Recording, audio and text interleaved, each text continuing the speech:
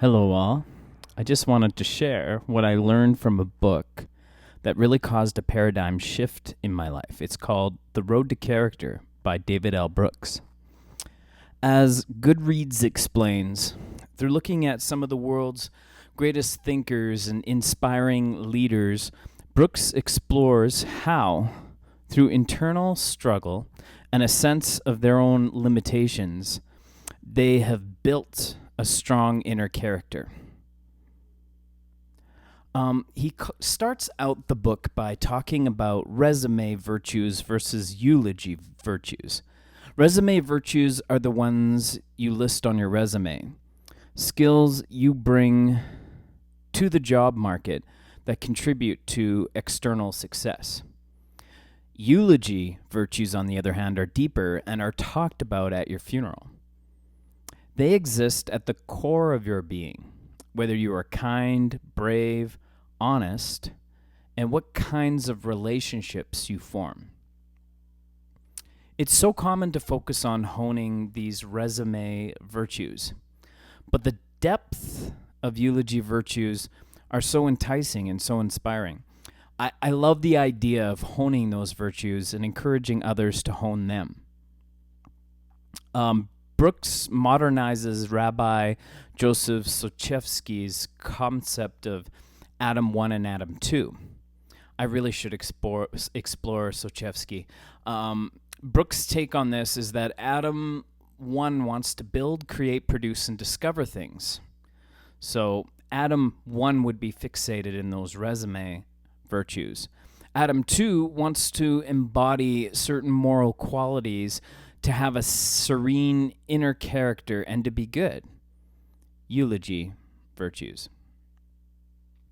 This call to depth of eulogy virtues, this call to depth of Adam 2, it's so important and so powerful.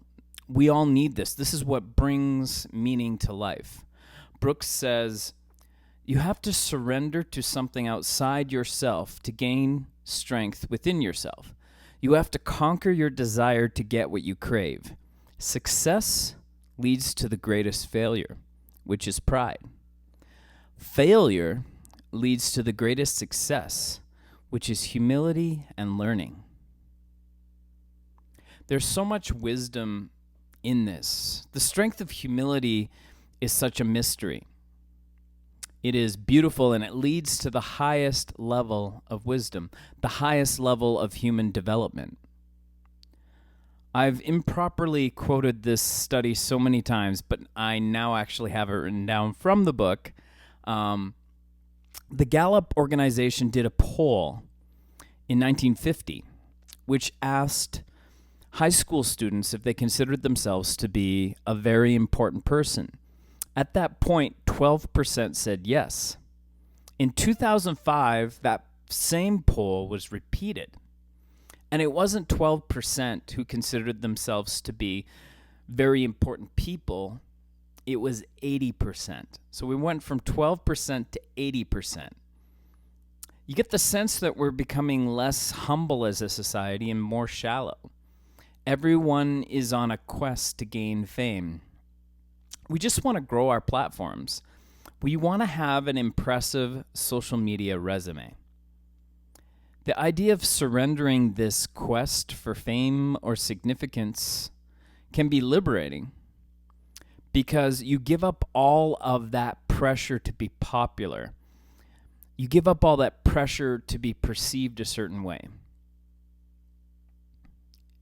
If you can give that up, you can see it as, I'm not a big deal. I don't need to be. I just want to serve my purpose well.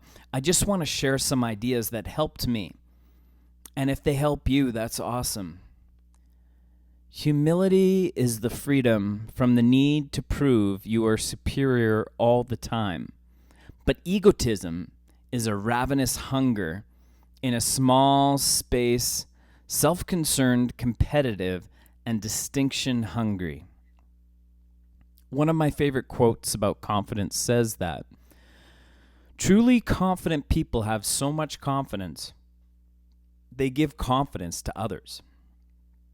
Funny how true confidence aligns with humility. When I don't need anything from you because I really know who I am not prone to egotism, and humility comes easy. Self-respect is not the same as self-confidence or self-esteem. Self-respect is not based on IQ or any of the mental or physical gifts that help you into a competitive college. It is not comparative. It is not earned by being better than other people at something. It is earned by being better than you used to be, by being dependable in times of testing, straight in times of temptation. It emerges in one who is morally dependable. Self-respect is produced by inner triumphs, not external ones.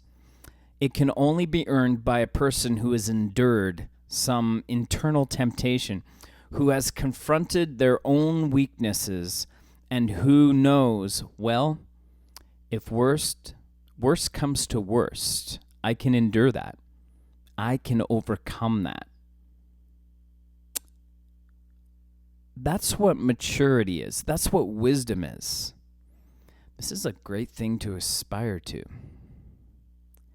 Brooks examines how our age of individual autonomy compares with the life of Frances Perkins, an American workers' rights advocate who served as U.S. Secretary of Labor in the 1930s. This is the way people tend to organize their lives in our age of individual autonomy. It's a method that begins with self and ends with self, that begins with self-investigation and ends in self-fulfillment. This is a life determined by a series of individual choices. But Frances Perkins found her purpose in life using a different method, one that was more common in past eras. In this method, you don't ask, what do I want from life? You ask a different set of questions. What does life want from me? What are my circumstances calling me to do? Yeah, this is the way. What is life expecting of me? That's very different from really the way that we teach people to be whatever they want to be. And I understand why we want people to be whatever they want to be, but to actually have meaning in life, it's not just what you want to be, it's what life is actually asking of you. I love Austrian neurologist, psychologist, philosopher, author, and Holocaust survivor Viktor Frankl's take on this. This is a very famous quote. It did not really matter what we expected of life, but rather what life expected from us. We need to stop asking the meaning of life and instead think of ourselves as those being questioned by life, daily and hourly. Life, according to Frankl, ultimately means taking the responsibility to find the right answer to its problems and to fulfill the tasks which it constantly sets before the individual. Again, we were talking about a very fulfilling way to live your life. And when you are confronted by the unimaginable suffering that Frankl must have faced, it was that very perspective that allowed Frankl to do more than just survive. He thrived and became one of the wisest voice on living a life of meaning. Incredible. Brooks says, today teachers tend to look at their students' intellectual strengths so they can cultivate them. But a century ago, professors tended to look at their students' moral weaknesses so they could correct them. That's definitely a juxtaposition of resume virtues versus eulogy virtues. It seems like our modern education system doesn't really leave room in its curriculum for eulogy values. It's all about resume values. Frances Perkins worked with President Franklin Roosevelt and wrote a biography on him. She claimed that what overshadowed all of Roosevelt's decisions was his feeling that nothing in human judgment was final. One may courageously take the step that seems right today, but it can be modified tomorrow if it does not work well. And this is a mark of wisdom and humility, because it's the willingness and ability to change one's mind. And that requires laying down your ego. But it leads to an actual functional understanding of different issues, because you can back up and say, oh, okay, well, that didn't work. One of my favorite quotes from the book is by Reinhold Niebuhr. Nothing that is worth doing can be achieved in our lifetime. Therefore, we must be saved by hope. Nothing which is true or beautiful or good makes complete sense in any immediate context of history. Therefore, we must be saved by faith. Nothing we do, however virtuous, can be accomplished alone. Therefore, we are saved by love. No virtuous act is quite as virtuous from the standpoint of our friend or foe as it is from our standpoint. Therefore, we must be saved by the final form of love, which is forgiveness. Man, this is everything. We need hope and faith in the divine, who is love. And we need community with others to help us see clearly. Brooks goes into Ida Eisenhower's character-building strategy, what he calls the tender character-building strategy. The tender character-building strategy is based on the idea that we can't always resist our desires, but we can change and reorder our desires by focusing on higher loves. Serving a higher purpose is how we get into that depth level where we are Adam 2, where we are developing those eulogy values, those eulogy virtues. When getting into Ida's son, President Dwight Eisenhower's story, Brooks notes Eisenhower's coach from West Point says, if you can't smile when you get up from a knockdown, you're never going to lick an opponent. I love the illustration. I love this illustration of resilience. That is how we develop eulogy virtues. We need to be resilient. We need to be able to smile when we get up from a knockdown. A quote by Eisenhower, always try to associate yourself with and learn as much as you can from those who know more than you do, who do better than you, who see more clearly than you. Wisdom requires continuous learning, which requires the humility to surround oneself with people who make you feel inferior, but through whom you can learn more. Again, humility is the key to putting yourself in a place to learn and develop wisdom. Another Eisenhower quote, my own conviction is that every leader should have enough humility to accept publicly the responsibility for the mistakes of the subordinates he has selected himself, and likewise to give them credit publicly for their triumphs. This is such good leadership. Knowing your leader is going to credit you for your successes is so inspirational. And knowing your leader will take blame for your mistakes really inspires you to work at getting better at what you do out of respect for your leader. I don't want to fail a leader like that. I want to serve him well, or her well. The section on Eisenhower talks a lot about moderation. Moderation is based on an awareness of the inevitability of conflict. If you think the world can fit neatly together, then you don't need to be moderate. Holding opposing views in tension is a huge part of wisdom and understanding. In our current polarized times, this is where so many people fail. It is rare to find individuals who get this. Those are the people I typically look for when finding literature to read or podcasts to listen to. The moderate can only hope to have a regulated character, stepping back to understand opposing perspectives and appreciate the merits of each. Yes, I want to be this.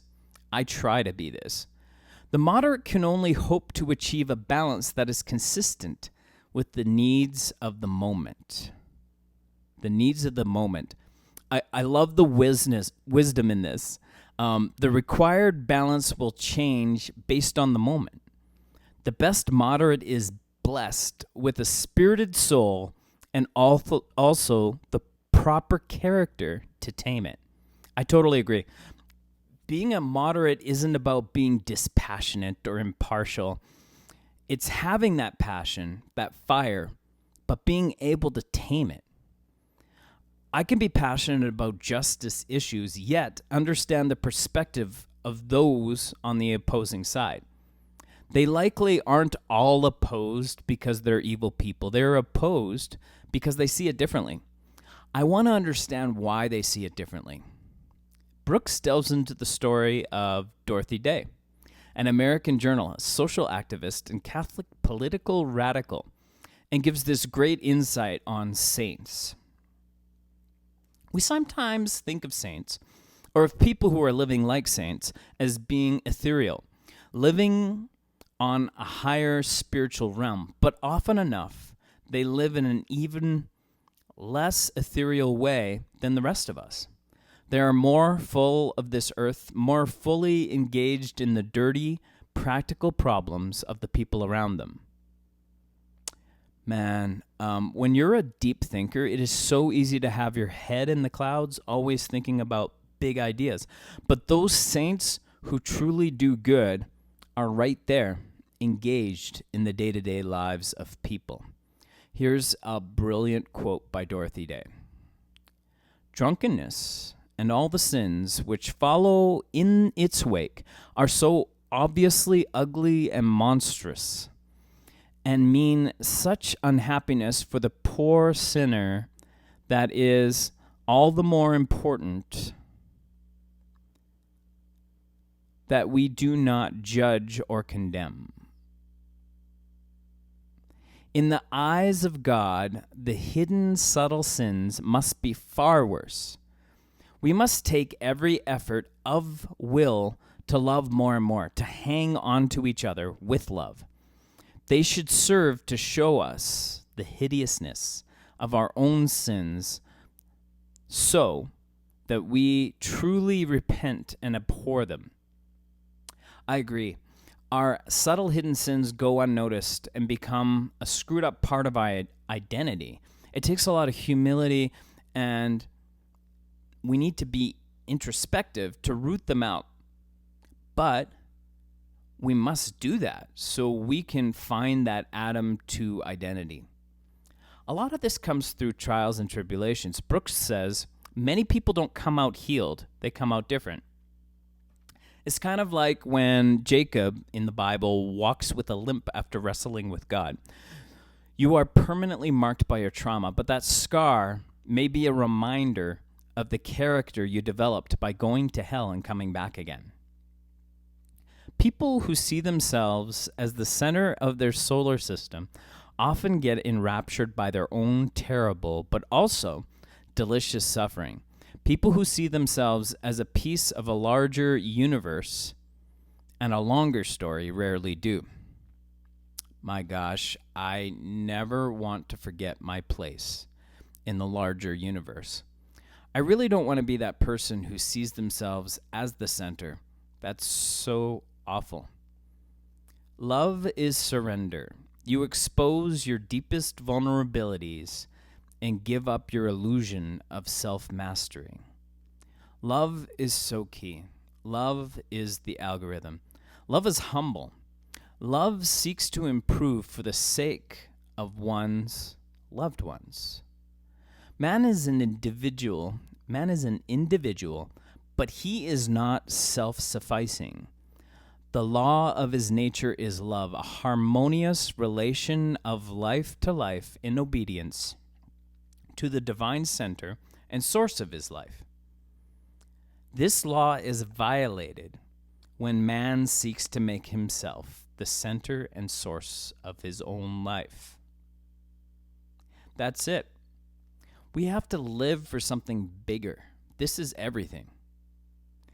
I'm going to close with this David L. Brooks quote. The mind is such a vast, unknown cosmos. You can never even know yourself by yourself. Your emotions are so changeable and complex. You can't order your emotional life by yourself. Your appetites are so infinite, you can never satisfy them on your own. The powers of self-deception are so profound, you are rarely fully honest with yourself. This is why we need community. We need to surround ourselves with people who challenge us to deeper depths. I hope this was inspiring. I highly recommend this book. I cannot put into words how much of a game changer this book was for me. A link to purchase this book will be in the show notes. Much love, everybody. Air Smudge.